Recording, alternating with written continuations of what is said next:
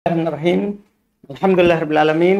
Wassalatu wassalamu ala Rasulillah wa ala alihi wa ashabihi wa man tabi'ahum bi ihsan ila yaumiddin. Amma ba'd. Kita lanjut lagi pelajaran kitab Dawabit Al-Jarh wa Ta'dil karya Syekh Abdul Aziz Al-Abdul Latif rahimahullahu taala. Kita masuk di pembahasan berikutnya, masalah kedua, beramalnya.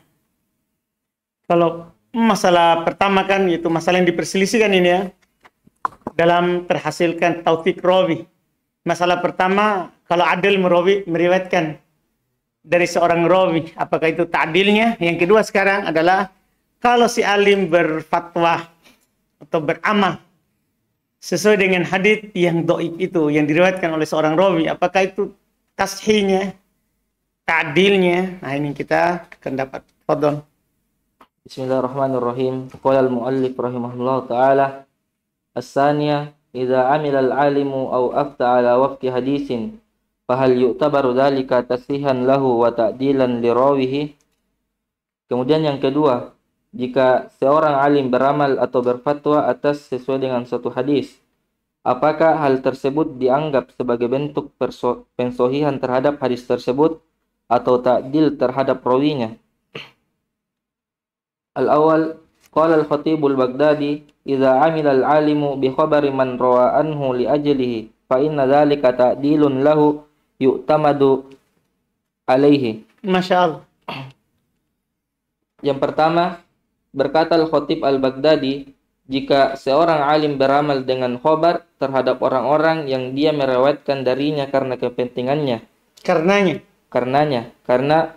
maka sesungguhnya hal itu adalah ta'dil terhadapnya karena dia berpegang atasnya, bersandar kepadanya ya. Jadi ini yang diucapkan oleh Al-Khatib. Ketika seorang alim beramal dengan sebuah khabar yang dia riwayatkan darinya, dari rawi seorang rawi, maka itu ternyata ta'dil. Kenapa? Karena dia bersandar kepada riwayatnya, berarti dia anggap perawinya adalah kuat. Kan itu ilzamnya, keharusannya. Itu adalah keharusannya. Wa ta'liluhu alif li'annahu lam ya'mal bi khabarihi illa wa huwa radiyun 'indahu adlun faqama 'amaluhu bi khabarihi maqama qawlihi huwa adlun maqbulul khabar. Dan alasan dari hal tersebut adalah, ini penting ini. Apa alasan dari ucapan Al-Khatib kalau seorang alim beramal sesuai dengan hadis itu maka dia mensahihkannya dan dia menta'dil riwayatnya? Alif, bahwasannya tidaklah seorang itu beramal dengan khabarnya rawi tersebut kecuali dia ridho di sisinya adil. Inilah nanti hati-hati kita meriwayatkan riwayat dari ahli bid'ah. Kan keharusannya, walaupun antum bilang saya cuma ambil riwayatnya, saya tidak suka dengan orangnya, tapi keharusannya berarti antum ridho dengannya. Tidak? Gimana caranya antum riwayatkan baru antum benci? Iya kan? Keharusannya berarti antum ridho. Keharusannya berarti menurut antum adalah ahli bid'ah itu adalah sebab adil. Kan begitu keharusannya. Nah, ini yang masalah. Iya, ini yang masalah dalam masalah jarh wa ta'dil. Terus, maka jadilah amalannya tersebut terhadap suatu khabar amalannya itu menduduki kedudukan ucapannya. Jadi dia beramal, mengamalkan riwayatnya sama dengan dia berucap. Ini namanya lisanul hal. Ta'dil dengan lisan apa? Hal. Dia tidak ngomong rawi itu adil, tapi dengan meriwayatkannya itu menggambarkan kalau menurutnya adil. Dia adil, diterima khabarnya. Annahu law amila al-alimu bi khabari man laysa huwa indahu adlan lam yakun adlan yajusul akhdhu bi qawlihi war ruju' ila ta'dilihi.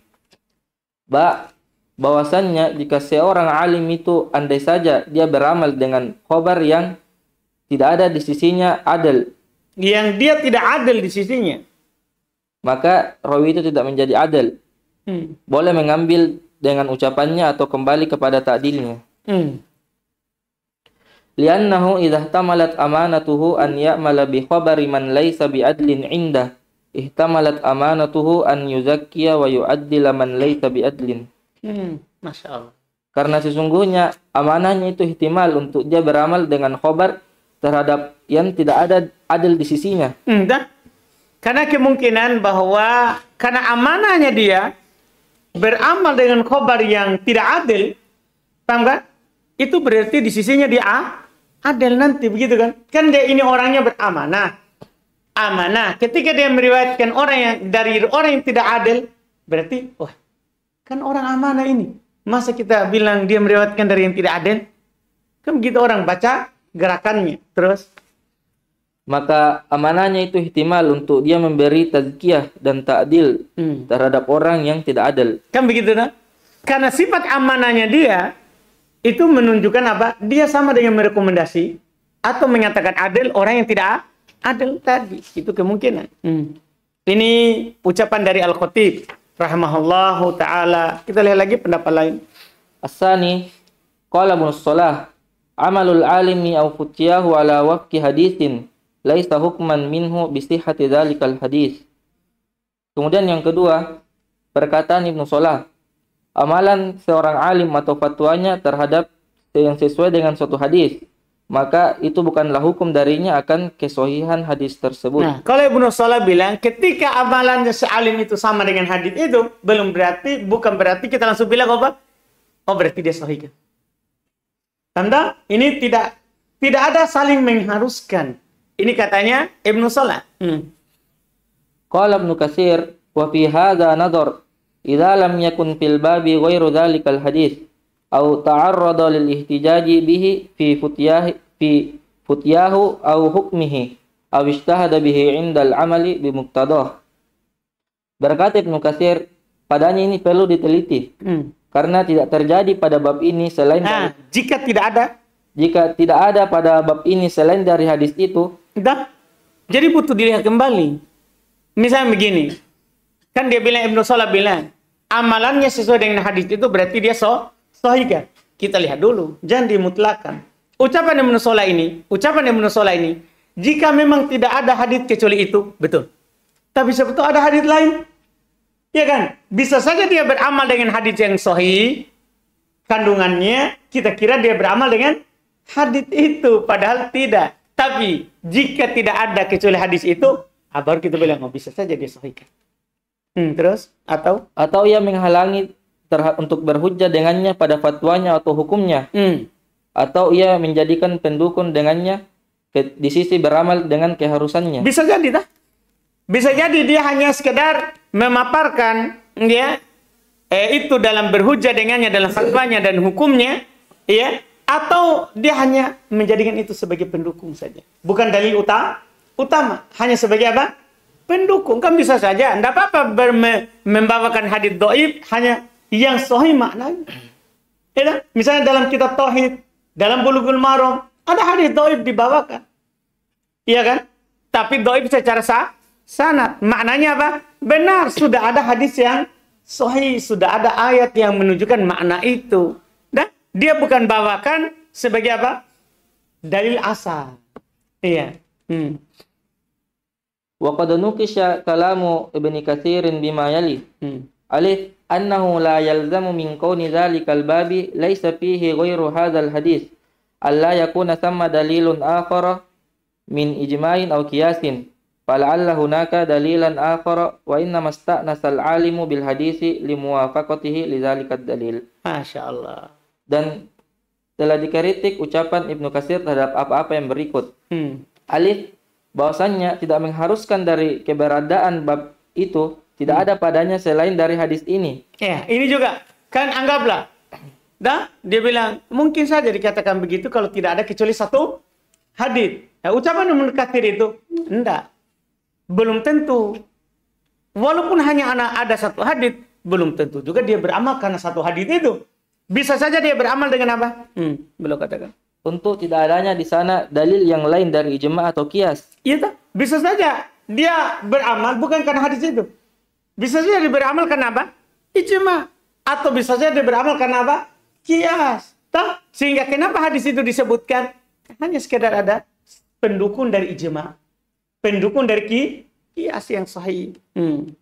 Maka boleh saja di sana ada dalil yang lain, yang tiada lain orang alim itu mengambil pendapat dengan hadis karena sesuainya ia terhadap dalil tersebut. Kan begitu. Ista'nasal alim bil hadits. Penulis memegang seakan-akan dengan hadis itu, nah, sebenarnya bukan karena hadis itu.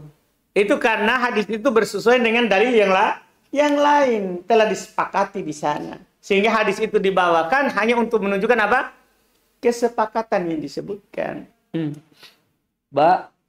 Rubbama kana al-mufti awil hakim mimman yaral amala bil haditsid dhaif wa taqdimahu 'ala al-qiyas. Nah, ini lagi perlu kita pikirkan.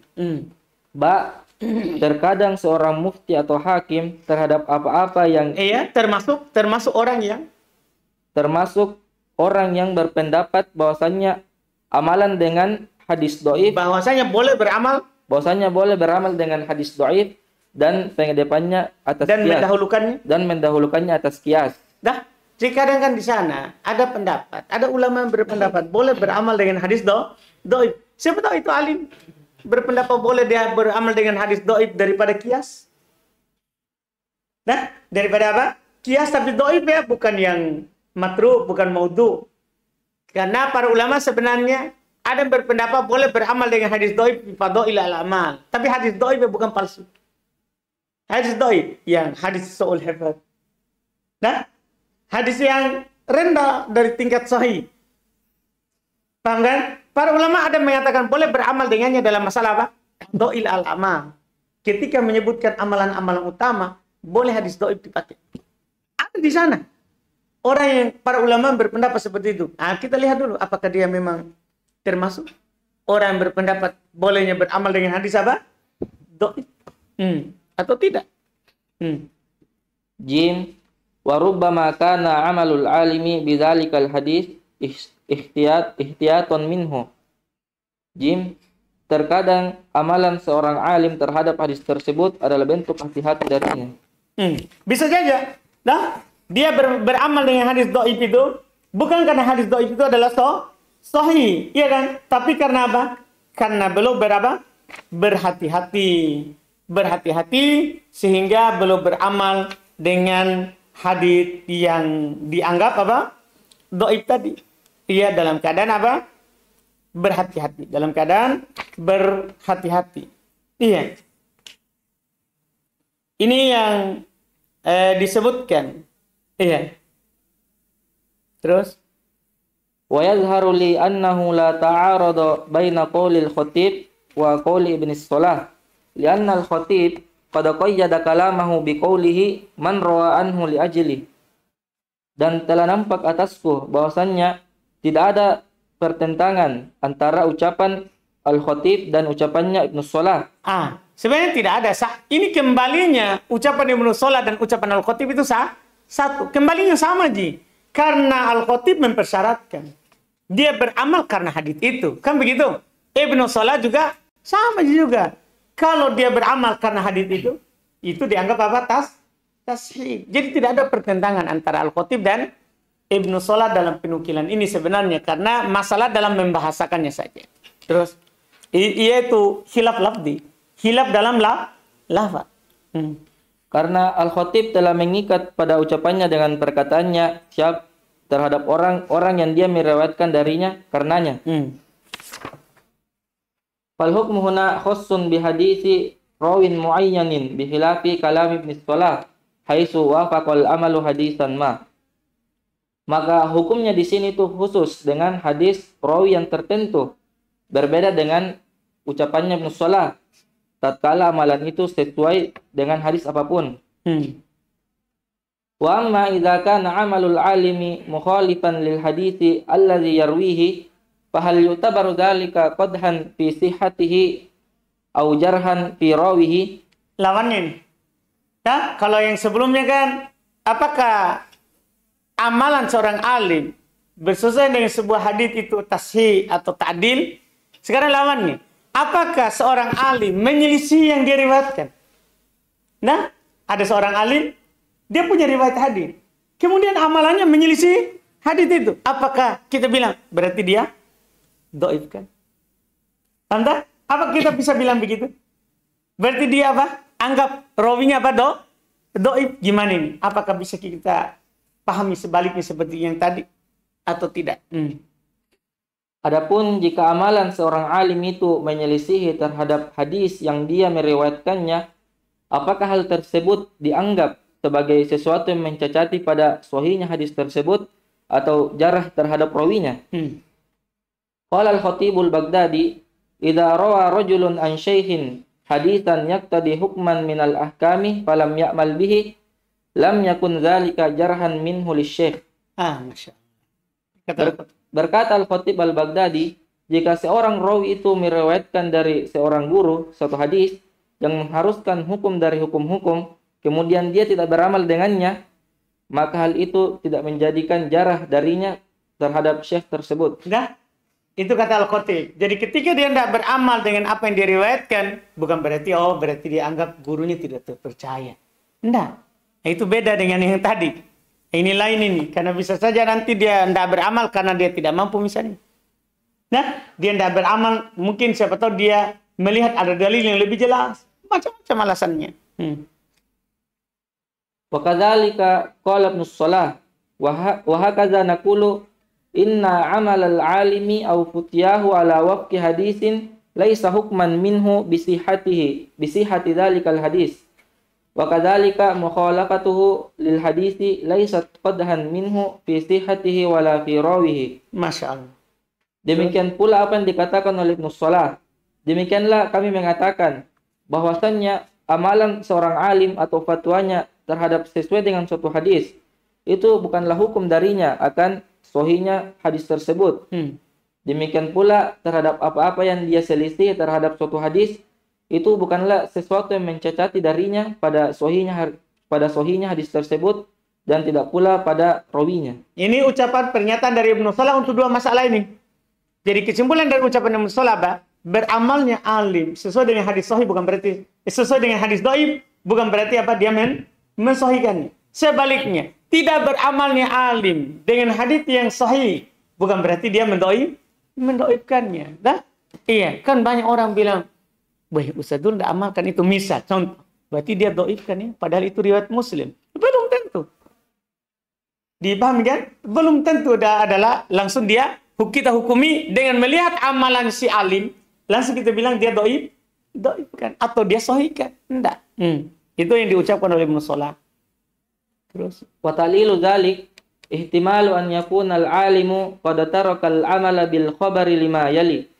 Dan alasan dari hal tersebut adalah karena mungkinnya bagi seorang alim meninggalkan beramal dengan suatu kabar terhadap apa-apa yang berikut. Al-awwal li khabarin akhara yu'ariduhu au umumin au qiyasin. Karena adanya khabar lain atau umum atau kias. Khabar lain yang menyelisihinya, yang menyelisih khabar tersebut atau umum atau kias. Ya, bisa saja tak? Ya, dia tidak beramal, bisa saja kan ada hadis lain. Nah, atau bisa saja hadis itu umum, ada yang lebih khusus. Paham kan? Bisa saja di sana ada kias yang lebih jelas. Iya, karena hujah juga. Terus asani au liqaunihi mansukhan indahu. Bisa saja. Yang kedua, atau keberadaan dari khabar tersebut dihapus di sisinya. Nah, bisa saja dia menganggap bahwa ini khabar menurut pendapat dia adalah mansukh. Telah dihapus hukumnya oleh khabar yang lain. As-salis au li'annahu yara anna al-amala bil qiyasi aula minhu. Bisa saja tuh seperti orang-orang Hanafiyah.